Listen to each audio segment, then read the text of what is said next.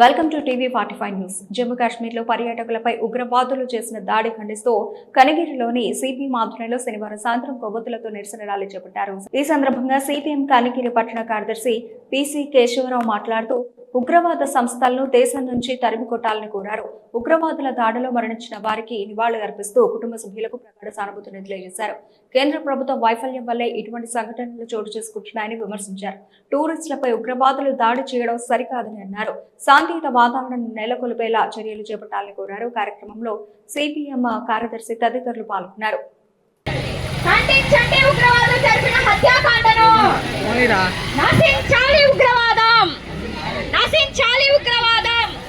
నశించాలి ఉగ్రవాదం.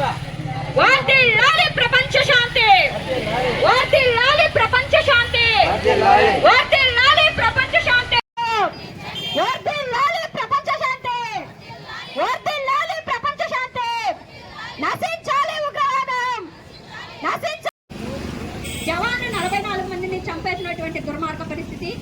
అలాగే ఈ రోజు కూడా 28 మందిని సిపిఎం పార్టీ తరపు నుంచి జోహార్లు.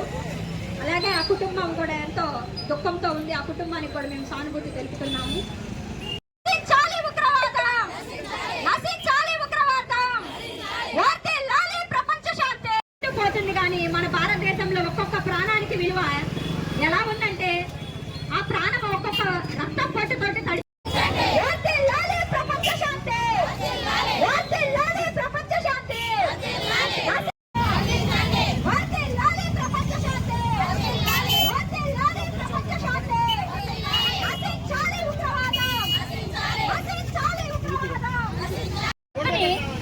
ఆ పాకిస్తాన్ వాళ్ళని అడుగుతుంది, నా భర్తని వదిలిపెట్టండి, నా భర్తని వదిలిపెట్టండి, భర్తను చంపేసినాక నన్ను కూడా చంపేయండి, నన్ను నా ప్రాణం కూడా తీసుకోండి అనేసి కన్నీటితో అడిగింది.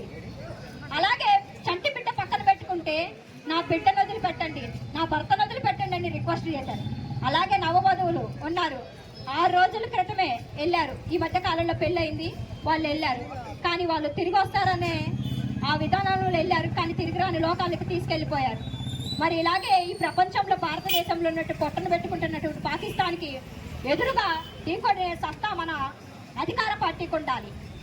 ఇలాగే 44 మంది అలాగే 28 మందిని చంపుకుంటూ పోతే ఒక్కొక్క ప్రాణం విలువ, భారతదేశంలో ప్రాణం విలువ పాకిస్తాన్కి తెలియలేదు. పాకిస్తాన్కి ఎదురు దాడి చేయాలి, వాళ్ళపై కఠినమైన ఈ మన బార్డర్ దాటిందంటే వాళ్ళ హంతు తేల్చి భారతీయుల జోలికి వస్తే వాళ్ళ అంత ఎలా ఉంటుందో చూపించాల్సిన అవసరము అధికార పార్టీకి ఉంది. ఈ రోజు మనం చూస్తూనే ఉన్నాం, అధికార పార్టీ ప్రజలలో ఎలా మొన్న ముస్లింస్ మైనారిటీలకు తీసుకొచ్చిన చట్టము ఎలా విరుద్ధంగా ఉందంటే కుల మత భేదాలు తీసుకొచ్చింది. హిందువులు మాత్రమే, హిందువులకు ఒక ప్రూఫ్ ఉండాలి, ముస్లింస్ మీ యొక్క భూములను మీ యొక్క ఆస్తులను లాక్కుంటాననే చట్టాలు తీసుకొస్తుంది. ఇలాంటివి కాదా మన భారతదేశంలో ఒక అధికారంగా ఉన్నటువంటి అధికార పార్టీ అనాల్సిన మాట ఏంటంటే మీరందరూ కూడా భారతీయులు, ఎవరు అడిగా మేము భారతీయులు అనే ప్రశ్న రావాలన్నది పోగొట్టి ఈరోజు మేము హిందువులం, మేము ముస్లింసం, మేము మాకు గొప్ప అని చెప్పుకునే భావోద్వేగాలు తీసుకొస్తుంది అధికార పార్టీ.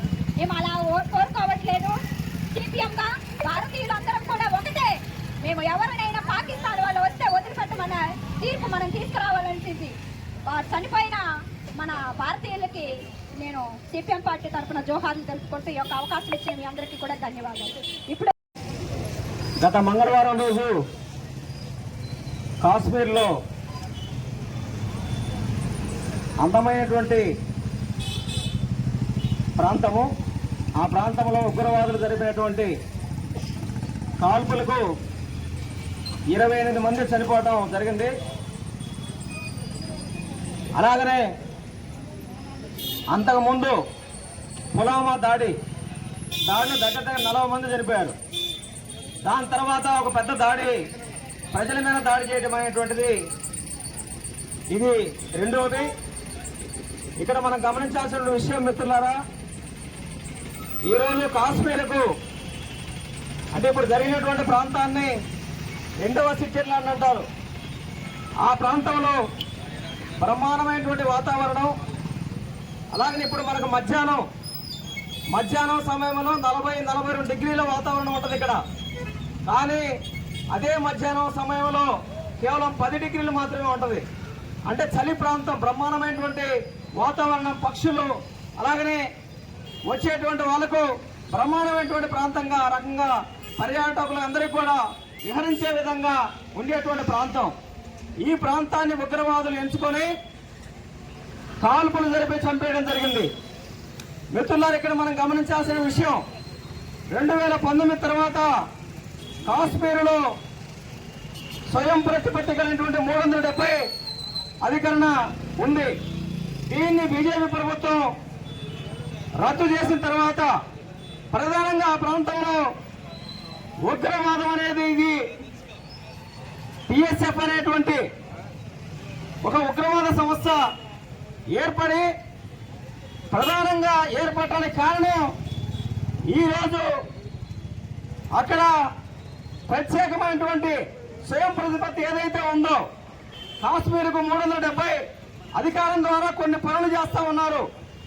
దేశానికి స్వాతంత్రం వచ్చినప్పుడే కాశ్మీర్ ప్రాంతానికి 370 అధికారం ఇచ్చి ఆ రకంగా ఆ ప్రాంతాన్ని అభివృద్ధి చేయాలి, ఆ ప్రాంతాన్ని నిలబెట్టాలనేటువంటి ప్రయత్నం జరిగింది. అట్లాంటి దానికి ఈరోజు బీజేపీ ప్రభుత్వం చోటు పొడిసిన తర్వాత ప్రధానంగా ఆ ప్రాంతాన్ని స్వాధీనం చేసుకోవడం కోసం మిలిటరీని ప్రయోగించింది. అలాగనే ఈ రోజు ఆ ప్రాంతంలో శాంతి భద్రతలు అనేటువంటి లేకుండా పెద్ద ఎత్తున ప్రయత్నం చేసింది. అందులో భాగమే నిరుద్యోగుల్లో ఒక వ్యతిరేకత ప్రారంభమైంది. వ్యతిరేకత ప్రారంభమై 2019 తర్వాత కొత్తగా ఒక ఉగ్రవాద సంస్థ ఏర్పాటైంది. ఇది ప్రధానంగా ఆల్ ఖైదా ఏదైతే ఉగ్రవాద సంస్థ ఉందో వీళ్ళతో సంబంధాలు ఉన్నాయి వీళ్ళకు. అందుకని ఈరోజు ఉగ్రవాద